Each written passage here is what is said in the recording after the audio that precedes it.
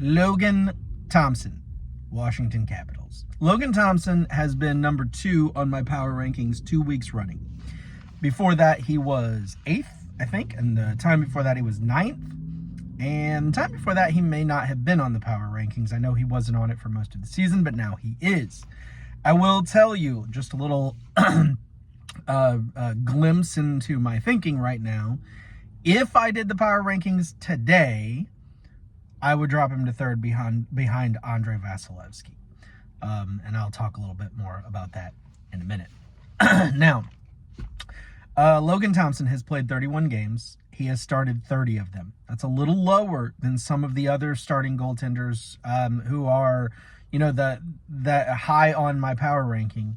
And that is because his backup, if you want to call him that, Charlie Lindgren, has played extremely well this year.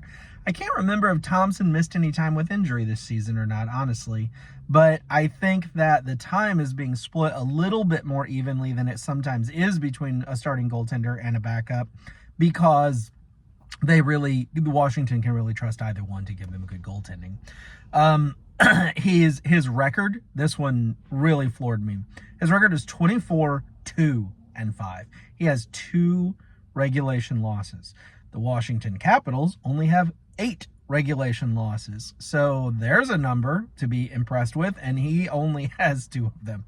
So good. And he has 2 shutouts this season.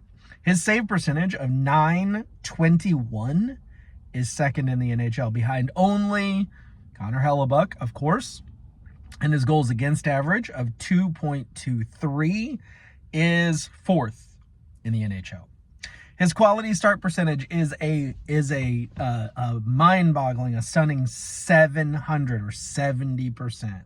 3rd in the NHL. So when this guy is in the net, Washington has every chance of winning. They just are going to need to score 2 or 3 goals most of the time, and that's going to be all that they're going to have to score, and they are certainly well capable of that.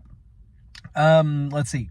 Goals saved above expected. Now, I was surprised on this, how big of a variance there is between where Hockey Reference sees his goals saved above expected and where Money Puck sees his goals saved above expected. So for Hockey Reference, he's at 16.8, 3rd in the NHL. Now, 16.8 is phenomenal. So it's not like it's bad by any stretch of the imagination, but Money Puck has him at 26.8, 2nd in the NHL.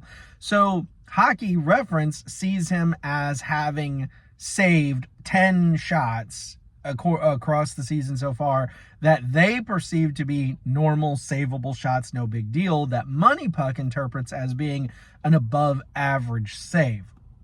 For Hockey Reference, the only 2 goaltenders that they have better than his 16.8 are Connor Hellebuck and Andrei Vasilevsky. For Money Puck, the only goaltender they have better than Thompson's 26.8 is Connor Hellebuck, of course.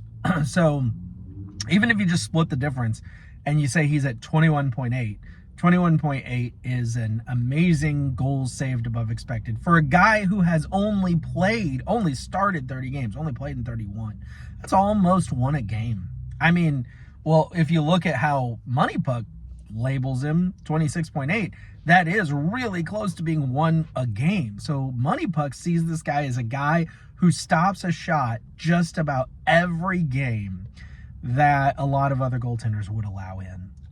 Now, I want to look at the 5 games leading up to my last power ranking and the 2 games he's played since, and then talk about the last 3 of those and how it would affect my power ranking right now. January 16th at Ottawa, he had a 24 save shutout. January 18th at home against Pittsburgh, he allowed 1 goal on 19 shots, which was a .947 save percentage. January 21st at Edmonton, he allowed 2 goals on 32 shots, which is a .938 save percentage. January 28th at Calgary, he allowed 1 goal on 33 shots, which is a .970 save percentage. And then the last game that he played right before my last power rankings was at home against Winnipeg, the number 1 team in the NHL, Washington being 2nd.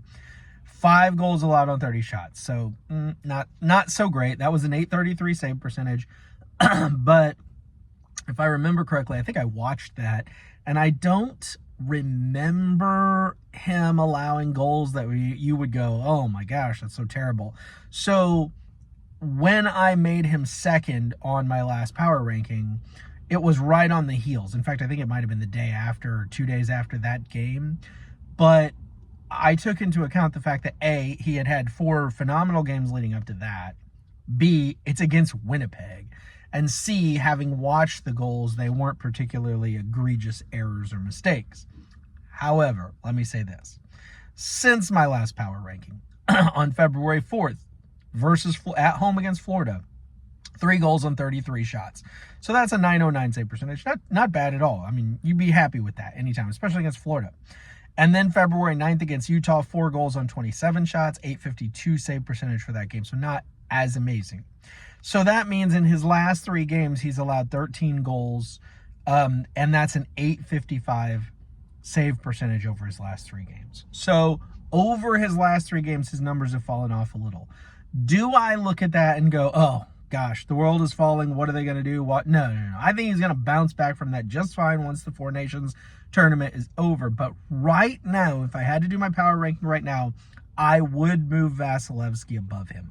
And that is because Thompson's last 3 games have been, not as good. And Vasilevsky has been extremely good for quite some time. So if you want to know exactly what I'm talking about with Vasilevsky's numbers, go back and watch the video I made, I think it was yesterday, about Andre Vasilevsky, where I looked at the numbers over his, I think, last 10 games. And you should be able to see why right now I would put Vasilevsky second and Logan Thompson third, but I would not move Logan Thompson below third, and I would not be surprised if he's back in second, maybe even by the time I do my next power ranking, because I'm not going to do one for a while. I'm going to wait till the Four Nations is over, till everybody's had a chance to play a few games and come back. So those are my thoughts on Logan Thompson. I think he's been quite the revelation this year. I was having a comment or a discussion with somebody, a little bit of a discussion on Facebook, on my Netminder review page on Facebook. And they said, how did Team Canada get these goaltenders, Bennington, Aiden Hill, and Sam Montembeault? And really, when you look down the list of Canadian goaltenders in the NHL right now, it's not exactly an overwhelming wealth of amazingness. But I will say, if they were making the decision, more recently, I remember when they rolled out the lines or the rosters, it was just month, 2 months ago, but they probably had that in the works for a while. If they were to be deciding now, if it was today that they started thinking about it, I think Logan Thompson would have been the starting goaltender based on his numbers this year. Probably Mackenzie Blackwood and Darcy Kemper would have been the other 2, but they didn't start it now. They didn't have the benefit necessarily of thinking about all of the numbers that those goaltenders have put up so far this season. But yes, Logan Thompson is probably the best Canadian-born goaltender in the NHL right now, or at least he's playing the best. But obviously everybody's behind Hellebuck. But right now, just over the last week or so, I would drop him below Vasilevsky. Thanks for watching.